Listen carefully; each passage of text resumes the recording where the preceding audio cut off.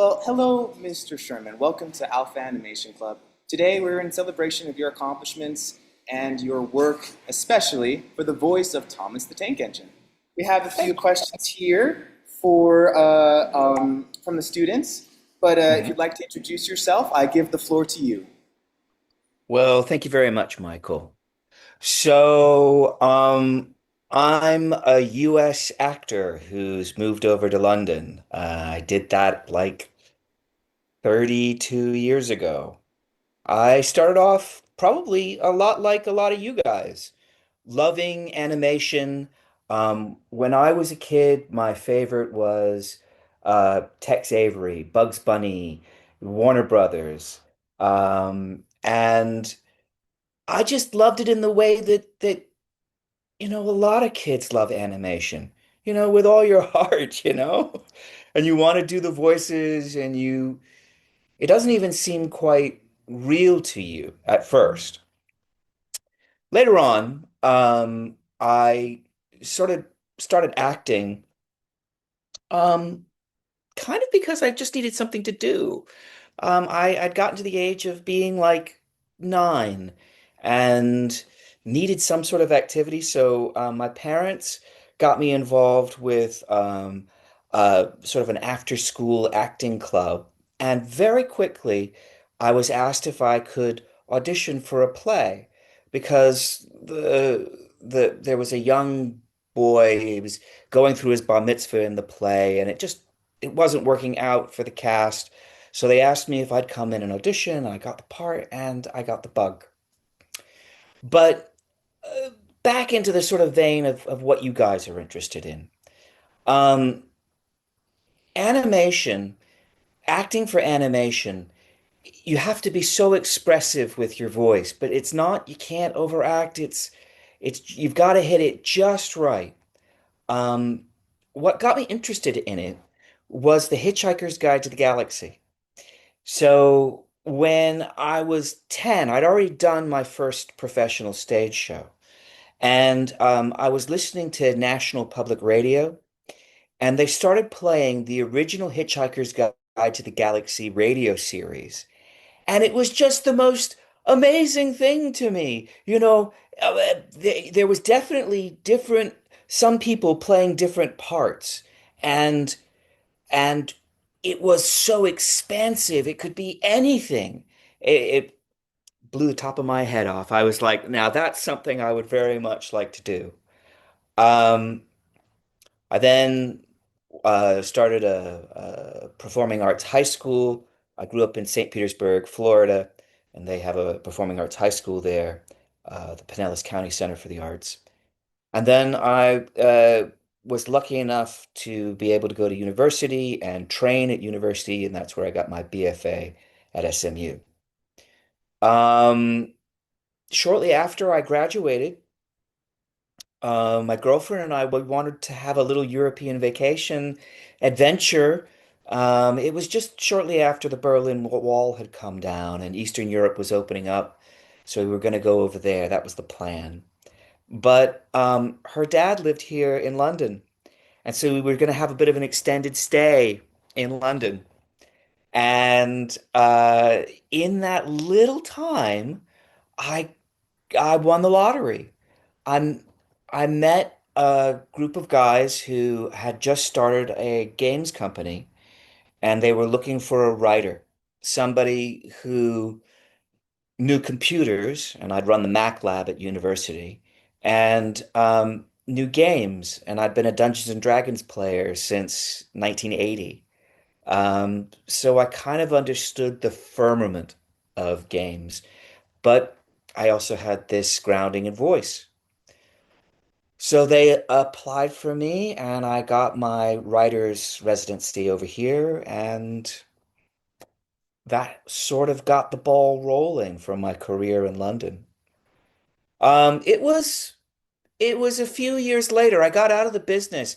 Unfortunately, the games company was writing for the Commodore market, and Commodore kind of went bust about 1995.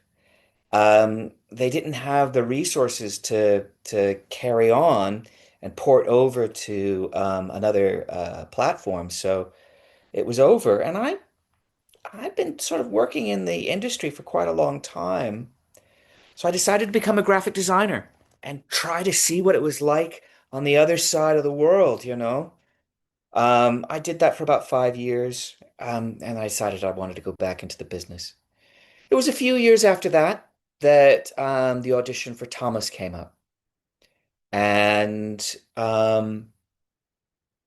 it was, I didn't really know Thomas before that, you know? I'd done a big, I'd done a big project. I'd done Pac-Man.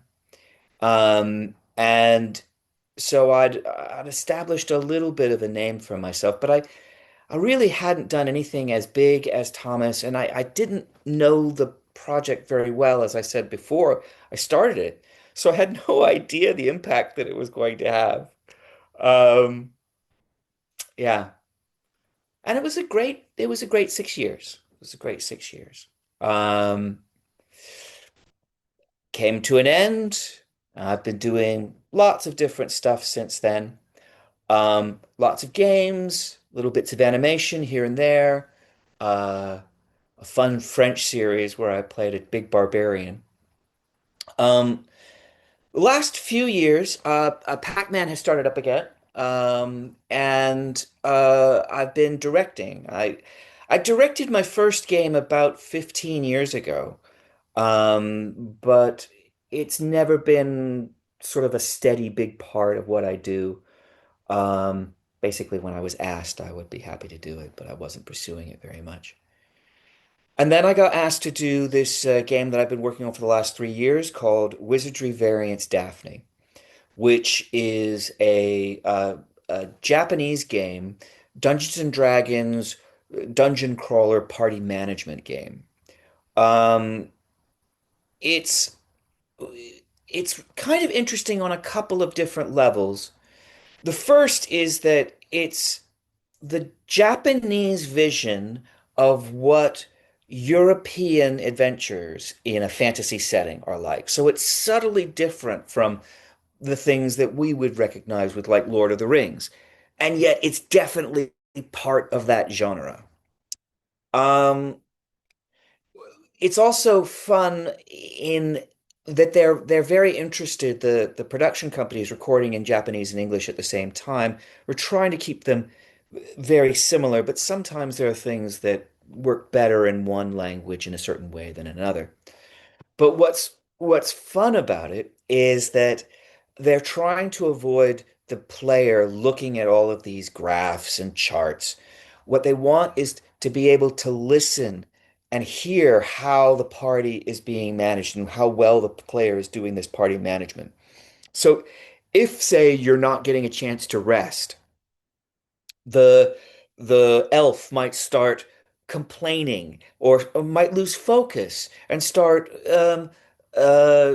talking about their village back home and not be the warrior that they need to be. And depending on how badly or how well you're managing the party, lots of these interactions are subtly different in line with this emotional context. So it's very bitty in its recording, but it's a lot of fun. That does sound like a lot of fun. Wow, you've done quite a lot actually. Um, you you've directed games, you've acted in films, and you've carried on a legacy that's been around since basically the 40s.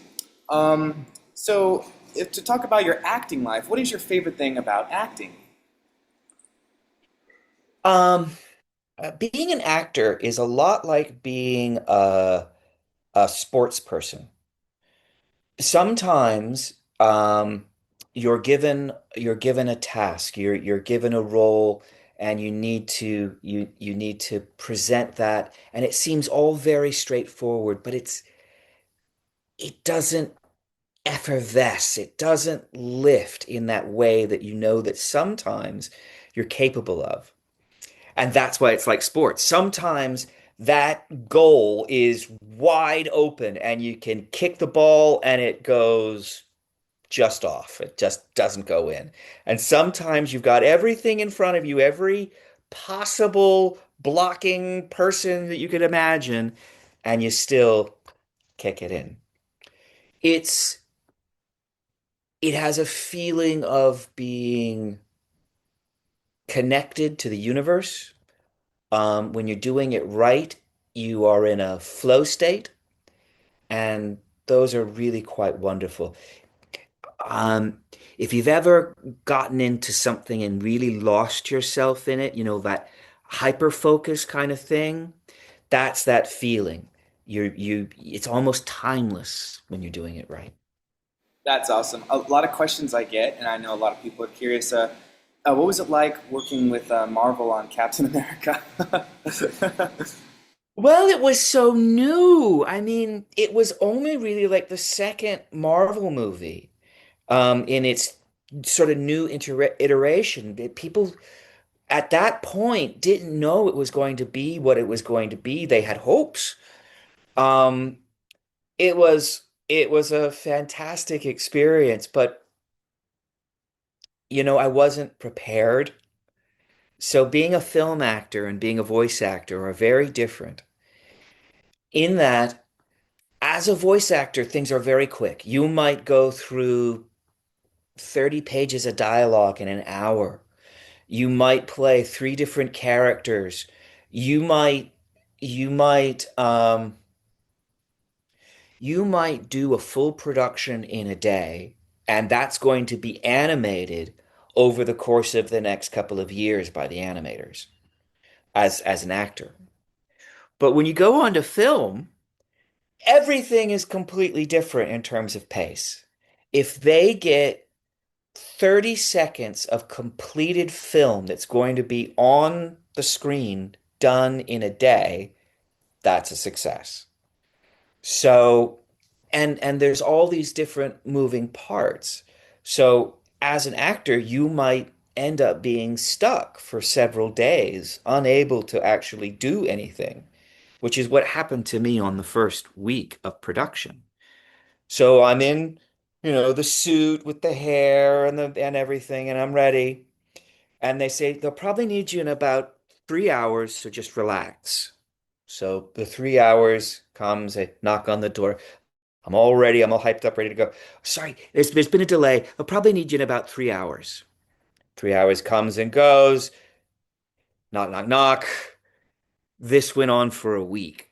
After the first couple of days, because you get up, you're all ready to go, and then you gotta come back. So I got so bored that I took the Windows Mobile operating system off of my phone and installed Android, which I was just using an SD card. That was quite a feat back in those days. I was really bored. But Indeed. once you get going, it was great. Everybody was really welcoming and helped me because I didn't have that much film experience. That's awesome. And So it seems of like course, you really love it, huh?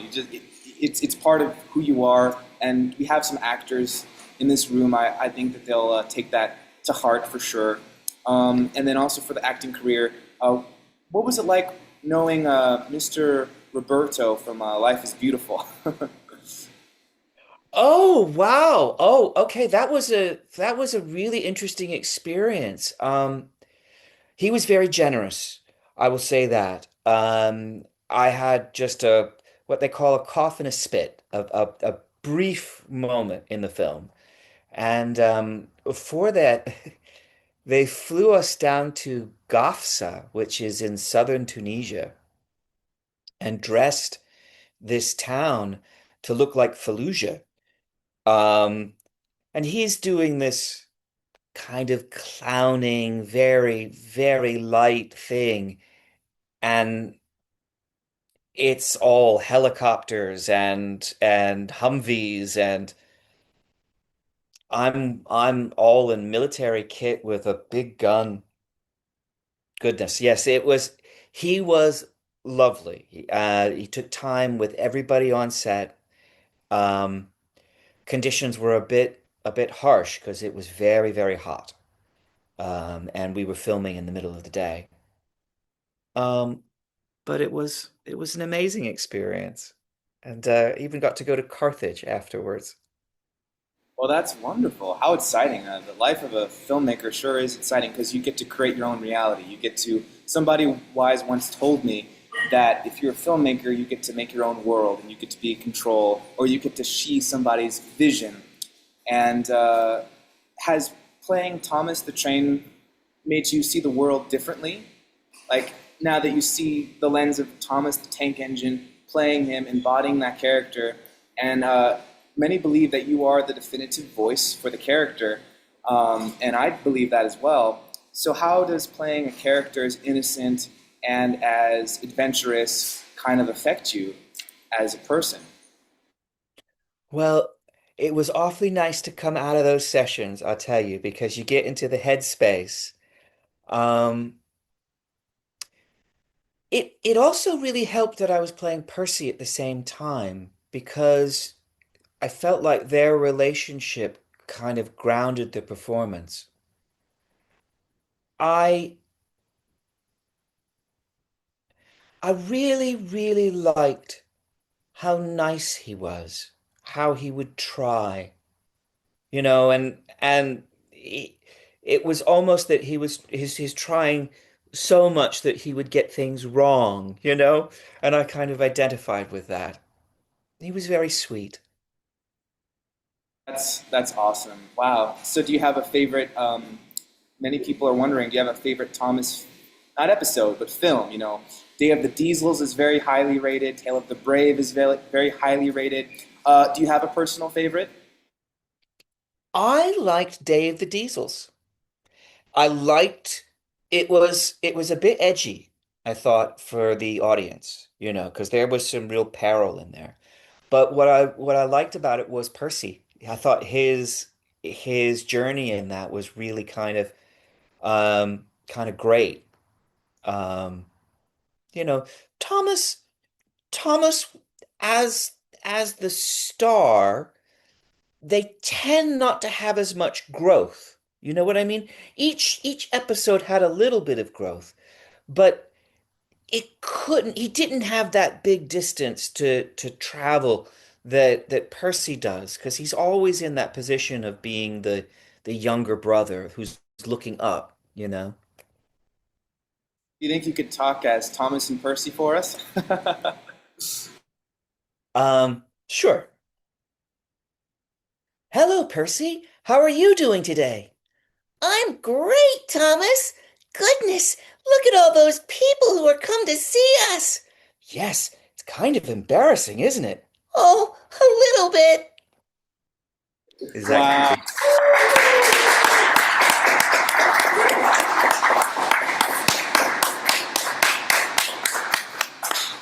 Very nice. That's awesome. Thank you for that. And continue with the Thomas thing. Like, you you worked with David Mitton previously, right? And he was the director of Thomas and Friends. So it's kind of a little bit of a question for the directors. Did you meet Britt Allcroft and David Mitton, or just David Mitton, or how did it work with David Mitton? So, he and David Lane, not the David Lane that you guys know, but another David, um, they were putting together a new project called Orsom Island. And this was actually the first time I got cast as a lead. So I was cast as the lead in this thing. And they were really great. David Mitton, he loved Led Zeppelin. He was an old rock and roll guy actually at heart. And so we had a lot to chat about with that. And he said, I remember him saying that the money that this project that was coming to make this project came from him doing Thomas the Tank Engine. And I'd seen some of the stuff with Ringo Starr, but it didn't really clock to me as something, as I said. So it was very much a straight audition. I was lucky enough to get the part, and we got like 6 episodes in the can. And it was one of those really nice ones because both Davids are in the room. The whole cast is in the room, and it's being recorded in imagine a movie theater with all the seats taken out. In the back half, they've got areas for a mixing desk, and then behind you is the screen. And so they can show you bits of the production to sometimes match lips to if they want to do that, or just to give you a feel of what you're working towards. And it was they were right on the edge of technology at the time. I don't know if any of you guys have seen the one episode that made it onto YouTube, but you have. But it definitely had legs. It was really heartbreaking when he passed. It was yeah, it was a big loss. Yes, indeed. Well, that was awesome. I think that you did a great job playing that stranger character that came to the island. Um, and for voice acting specifically, what advice would you give? How could students in here kickstart their career if they're interested in voice acting? What are your thoughts? So, practice, practice, practice. The first important rule is voice acting is acting. So ground yourself, even though you're just going to be using your voice, ground yourself in your body because when you're voice acting, you need to be moving, you need to have your physicality to make those sounds. But to make the emotional connection for the characters to come alive, you need to do all of that Stanislavski, Uta Hagen, getting down, reading those books and learning how to be an actor. Go do an improv class. Go go just play. Do something like do Dungeons and Dragons where you're making the character's voice and keep it as much alive in being that playfulness of a child. Keep all of that stuff as grounded and real and alive as you can.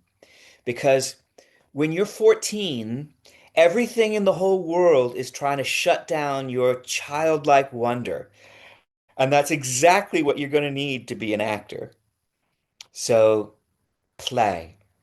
Now, when when I was a little bit younger than you guys, when I was still in high school, there was something that I was doing that was really good grounding for being a voice artist. And I don't know if it's still going on or not, but they called it forensics.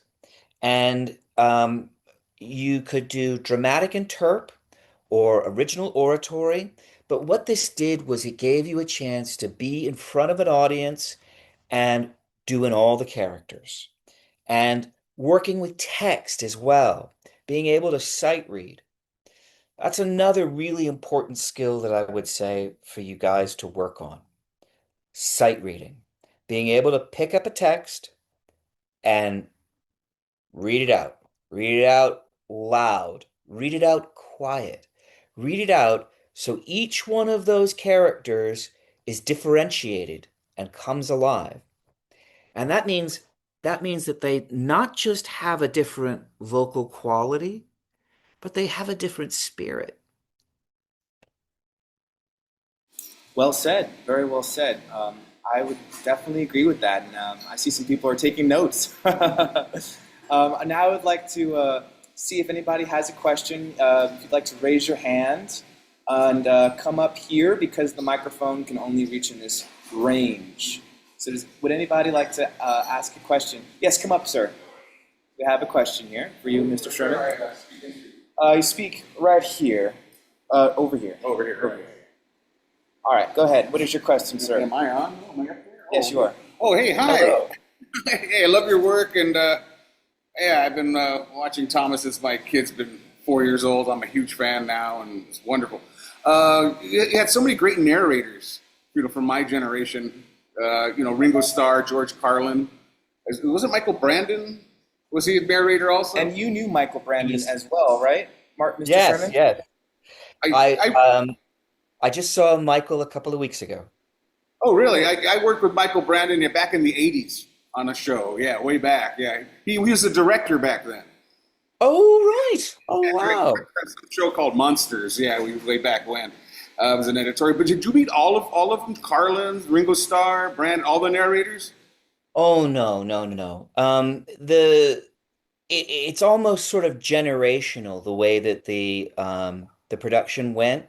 So after after the Ringo Starr era, they changed over to the CGI, and so almost nobody involved except for Ian McHugh was involved in the changeover when it went to my CGI. Michael was involved, but that was just about it. And Michael Angelis. Oh, very good. Okay, I just wanted to find out if you see Michael Brandon again, mention the show Monsters from the '80s and see if you get a rise out of him. I will do. By the way, he has just finished his autobiography, which is out. So take a look out for that. Yeah, he's a former actor himself. That's correct.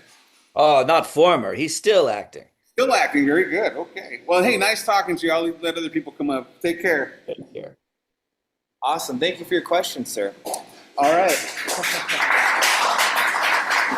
Um, we have GCC on the line now, so I'm going to make them a co-host.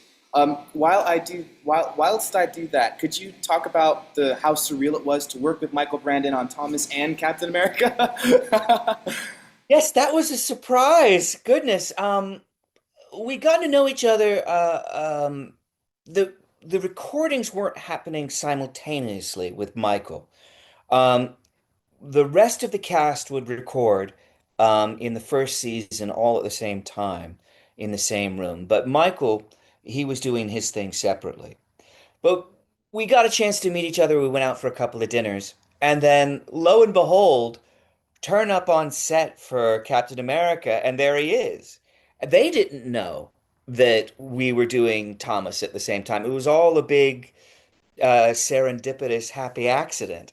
Um, yeah, uh, he was great. He's of course a very experienced film actor, and gave me some tips about being in the moment and being able to just let the film process be the process. We even we had a nice experience. So almost all of Captain America was filmed here in the UK. In fact, um, the scenes where we're sort of going and selling these war bonds in theaters, that was actually filmed, just happened to be in my local theater down the road, like half a mile away, which I've been to see many things at. Anyway, but there was this one scene that they decided that they needed to film in Los Angeles. So they put Michael and I into a plane and flew us over. And we went out for frozen yogurt afterwards. Now, if that's not friendship, I don't know what is. Indeed, yeah, that's awesome. Wow, that's so much fun. You make entertainment seem so fun. A lot of people, I think they forget oftentimes it's still a fun business. It's still a creative business. And I think that's really cool. So, what do you think is more fun, animation or live action? Which one did you enjoy more? Well, I have to admit, you know, working regular hours. So when you do film, when you do live stuff, you're working very unsocial hours. It's often physically uncomfortable. It's cold, it's raining, you're in freezing water up to your neck. Um, and you're also away from home, sometimes for weeks, months on end. Um, when you're doing animation and games, you're working very regular hours. Um, and I've got a family and I want to be home for that. Um, the other thing that's really great about animation is that you're liberated from your body. As a on-camera actor, as a stage actor, there's some variability, but ultimately you are this. As as an animation actor, I played children and old people and big tough guys and little weedy guys and all these sorts of lives that I never would live as a on-camera actor. It's just I probably wouldn't get cast that way. Seems like you get the best of both worlds then. That's pretty cool, actually. So now we have Glendale Community College. I'm going to switch it over to them. I'm still here. We're just co-doing this. So let's have them be introduced right now. Go ahead, take it away, President Luca. Hi, Michael. Hi, we are GCC. So I don't know if Michael told you all this, but there's basically two clubs going on at two different. It's the same club, two different locations. I'm Luca, president of the here on campus of Alpha Animation, and here's everybody. Can we give everyone? I'm sorry. Can we give Martin a welcome round of applause for coming here? Really appreciate you. Thank you very much, Luca. Thank you, thank you. Really appreciate you coming here. And yeah, we have our audience also to ask you questions and whatnot. I don't know how Michael wants to do it, but And I figured yeah. I'd introduce myself very Have quick. you guys ask a few questions. Let's have you guys ask 4 questions, and we'll have it open back to CSUN. Does that Okay. sound good with you, Luca? Yeah, can we introduce Gavin? Oh, you like, come on, I was trying to. He said four, It's all good. four people. Yeah. No. He's awesome though. Kevin's awesome though. So We gotta- I'm Gavin. I'm the vice president of the club as well. So I guess like majority of like some of the main questions would come from us, and then everybody else will follow after. I think the audience can also ask them too. Yeah. Okay. Cool. Perfect. All right. So Yeah. all right. Well, I guess we can get it started. Okay, cool. Yeah. Does anyone have any questions you'd like to ask Martin? I already have one to start off with, which is a Okay. basic one. I'm sure you get asked this all the time, and you're probably tired of answering it. But how did you first get into voice acting and voice work? Because I've heard that's been quite a story for you.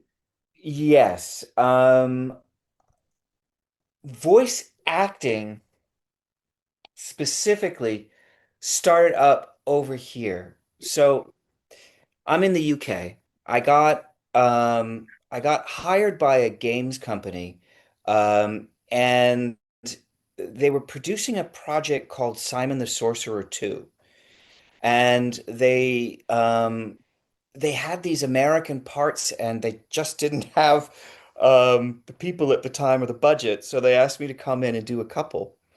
And um, I'd already done I'd already done some kind of interesting stage work. There was a production called Skin of Our Teeth that we did in high school, and I was given the part of the newscaster. It's originally meant to just be sort of setting the scene of all these different events that are happening around the world. There's an ice age that's coming, Okay.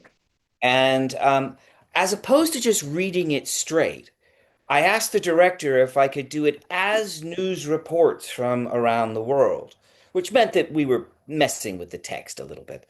And thankfully the director was into it, but I ended up doing like 9 characters in like 4 minutes.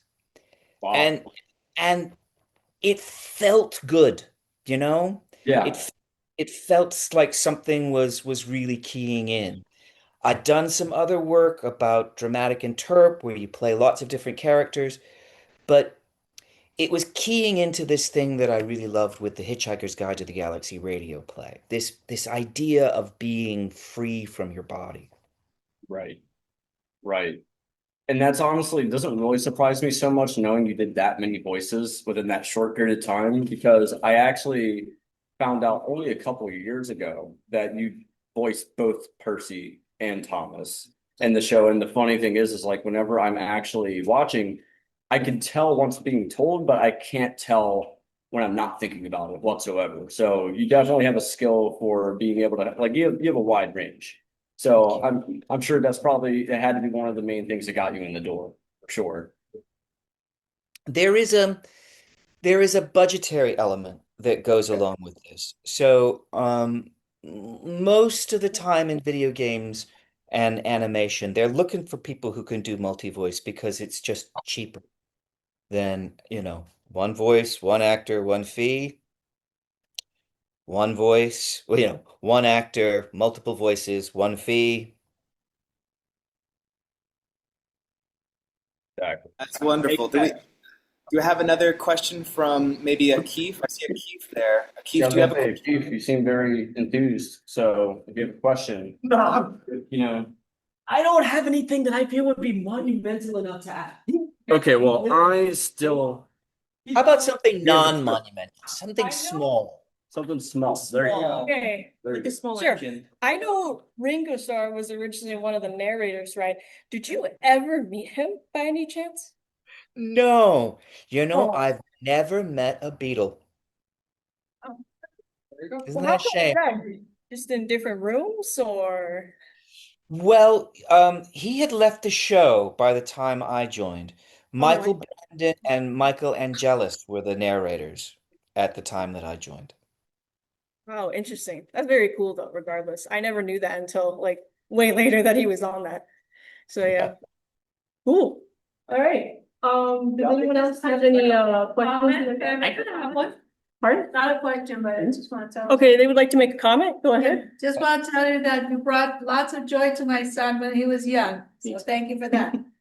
Thank you. That's exactly what I want to do. That's it. Okay,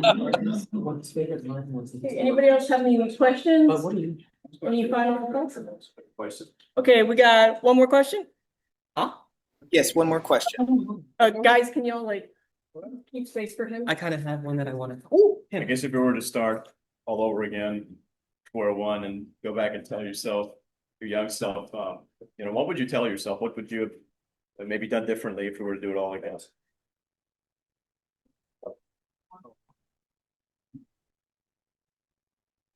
Work on my defensiveness earlier.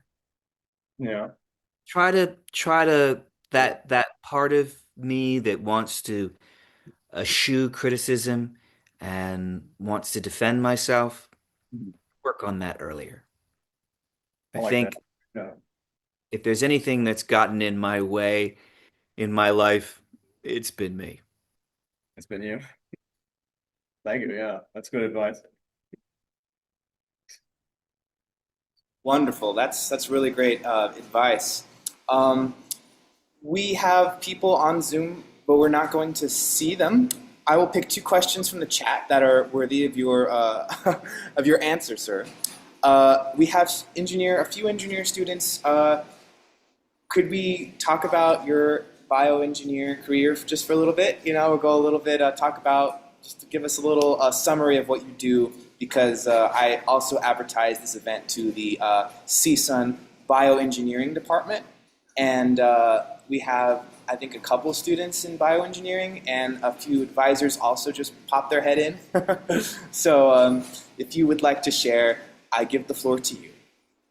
So, I didn't actually anticipate that I was going to go down the acting route. I thought that I was going to be a marine biologist, and I was sort of looking at acting as being like a sports scholarship. Um, I figured I'd eventually move on, but it took on a different life. My path sort of went down both roads at the same time. When I was in university, I got really interested in cold water upwellings. These are the natural phenomenon that bring cold, nutrient-rich water from the depths of the ocean to the surface. This kicks off an ecosystem, a lot of growth, because the ocean primarily is like a desert of nutrients. Um, that's why it's clear in the tropics, because there isn't the nutrients in the water to make the single-celled algae grow, which causes it to turn green. Which, when you're in a northern clime, these the thermoclines, the layers that cause the ocean to break up into um, warm at the surface and cold at the bottom, these thermocline layers break down, and so you get nutrients and you get growth. Um, my original concept was about creating sustainable fish reserves. My idea was to cause a small upwelling, which would attract fish to an area, and then you could have a relatively small fish reserve that would keep the fish in the area. Fish migrate, and so um, this eventually spun out into a company, and I became interested in ocean thermal energy conversion. And it culminated in a project that was called the TIE system. This was a tidal and OTEC hybrid system. Essentially, the cold water component of a thermodynamic exchange was aided in its flow by a tidal barrage. Um, the sweet meat of this was that the lagoon of the atoll could be a place where you could do high intensity aquaculture. I, however, missed something in this. I hadn't really fully accounted for the amount of carbon that's in deep upwelled water, which meant that in its initial iteration, the tie system would have been a net carbon emitter to the atmosphere. I joined a group called Ocean Foresters, who's in California, and we worked on it to do another iteration and worked out a way to make it carbon neutral. But it has less of a mass appeal than I had initially intended. Wow, that's cool. I think it I think it definitely has a grounded foundation, if that makes sense. I think that you definitely have something going there. Now I'd like to turn Let the me just finish. Sorry, oh yeah, Michael. of course, of course. So, uh, after that, I was granted $500,000 by the U.S. Department of Energy's ARPA-E program to develop a deep water open ocean seaweed farm. The project was designed to drop the price of seaweed to the point where it could be economically used for biofuels. This project is called Seaweed Paddock. It's still out there in the mix. Wow. And how can we support your project? Well, after the initial funding from the Department of Energy, we ended up meeting our benchmarks, but phase two, we were asking for more money than ARPA-E had ever been asked for before for a marine project. And so they decided to fund another another project that was looking at the same kind of seaweed, another deep ocean project. Unfortunately, they couldn't meet their benchmarks in the end. And so the whole sort of thing has been left in limbo. I'm in the middle of writing a book that sort of talks about my whole journey as someone interested in sustainability, and it explains the project in more detail. So when the book comes out, please let everybody know, read it, see what you think. Because I'm not saying that seaweed paddock will work. I'm saying that there are things that we need to test. And if these tests come off successfully, then there's something. All right, everybody, you heard him. Buy Mr. Sherman's book when it's published. I'm going to be checking back to see who bought the book. Okay, well, does anybody have a question from CSUN? Okay, let's see. We got here. You in the back, sir. You have to come up here. This is very interesting. Very cool. Bioengineering. And Thomas needs to engineer. It's kind of connected if you think about it. I see. All right. Yes. Hello, it's very nice to meet you. I have a question for you. My question is, I know Thomas has expanded like past the television show. People have been doing their own animations and their own models and short films and stuff. And my question is, have you ever been approached by somebody that isn't affiliated with the like main animation studio for like a fan project? And if not, would you ever be open to doing something like that? I have been approached, and the answer's no. There are rights issues, but there's also, to be honest, a professionalism issue. Um, it's very nice to be asked, but yeah, that chapter's closed. Cool. Thank you so much for your time. Next question. You, miss, in the center row. Yeah, yeah. Just come on up here. Don't be shy. All right, go ahead. Hi, I got a question for you. In the beginning of my career path, I wanted to become a voice actor, but I noticed that sometimes when you're in your character, you tend to break your voice. My question for you, how will you do in order to keep maintaining that character while you're voice acting? So there's actually two elements to answer your question.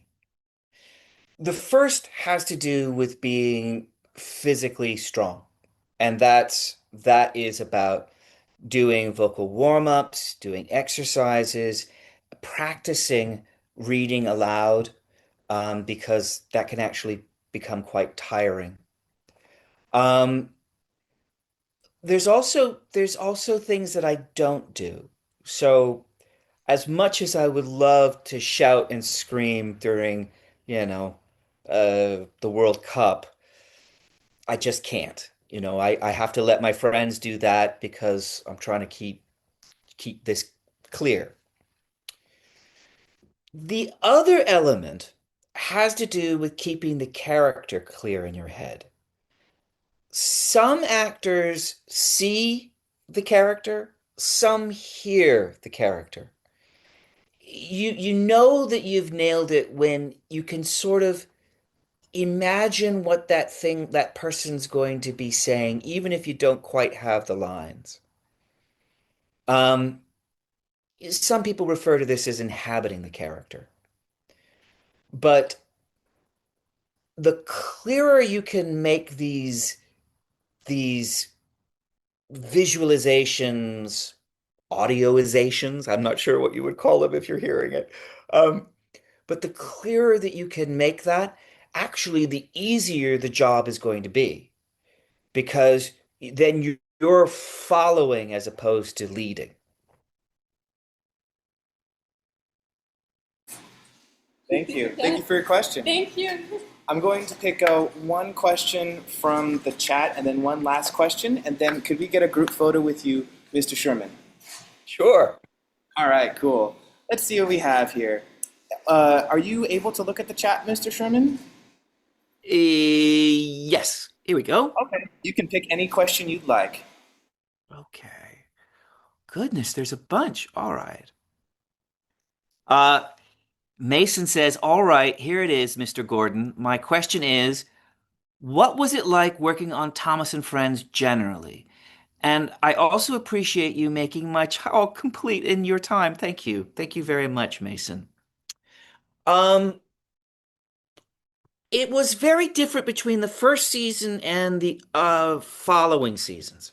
So in the first season, we were doing all the recording together, except for the narrator. The narrator was recording separately, but the whole cast was together, and that's really, really great. You get to spark off of each other. It comes alive so much more easily for me when I've got somebody right in my eye line or right in my ear. Um, but you know, I remember the production company saying that it was about cost and scheduling because uh I was busy at that point. I was doing Captain America and there were a few other projects coming out, and Carrie Shale, he is a very, very busy man, and so was David. It's just tough. So the following seasons, everything was recorded individually and being alone. Um, the the other thing that sort of changed subtly over the time was the scripts. There was period where they got kind of almost like poetical. There was a bit of a rhyming thing happened. Um, but that moved away pretty quickly. Um, it was a lot of fun, you know. Um, here's a funny moment. Here's a funny moment. Um, they would always ask you, "What would you like? Cup of tea, a cup of coffee?" When you're recording. And this is at a recording studio where they do all sorts of stuff. And as I had gone into the booth, I noticed that there was a bottle of Jack Daniels behind the desk. And so, as a joke, I said, "Ah, you could give me that bottle of Jack Daniels." And the guy said, "I don't know if you want to drink out of that. That Lemmy from the Ace of Spades was drinking from that." And I went, "Gosh, I think I need to have a drink from it now." So I did. I figured the alcohol would kill anything that was going to get me. Oh, wonderful. Well, thank you for that fun story. It's very entertaining. For one of our last questions, I'd like to turn it over to GCC. Could I have a representative of GCC come to the forefront and ask your final question before our group photo? That's GCC calling GCC.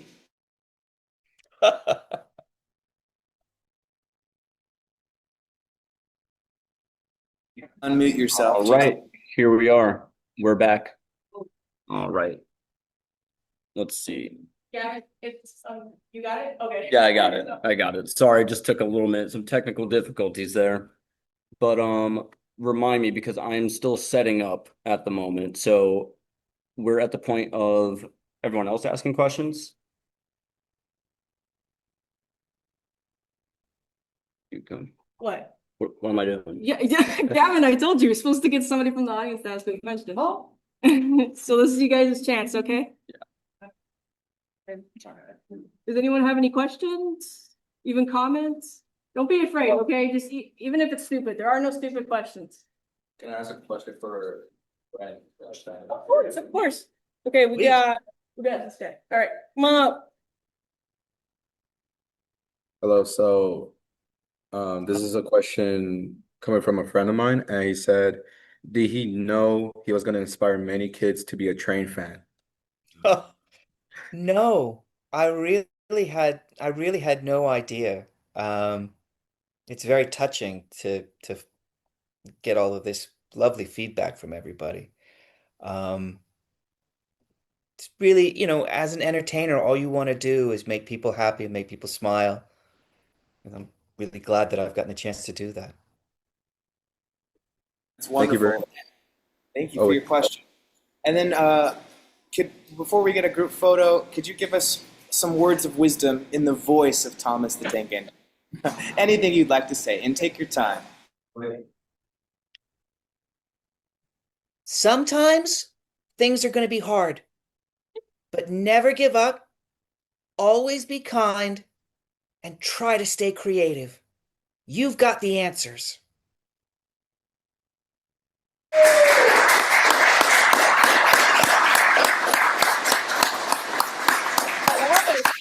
That was very good. Thank you. Again, thank you very much. We greatly appreciate it. My pleasure. Okay, so while Mr. Sherman is still on screen, can I have you guys come up to the front here? Is that include us, Michael? You guys as well. Anything you guys want? Right, if anyone wants to be included. It's like, so like, Sure. it's, I'm gonna see if I'm gonna send We you can the pop photo. up from the side and have them in the middle, you know? Yeah. Yeah. I feel like that would work. Anyone that wants to. Anyone that wants to be in it, exactly. You're not forced, but well, if you're in pretty far, obviously. Right. No. We're Yeah,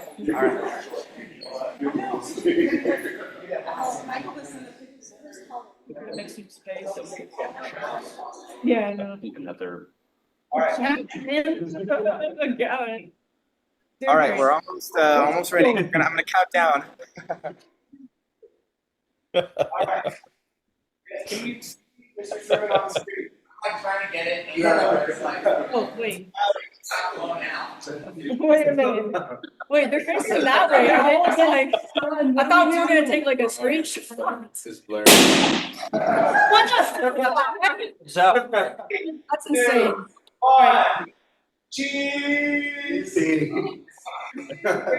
I hope they see us. Right. Okay. There we are. Yeah.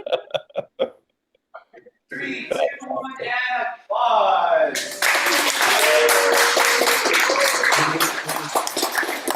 All right, maybe we can take one with like him on the screen. Would you guys be up for Well, that? Mr. Sherman, Yeah. I'd Okay, like so to let say- me do that.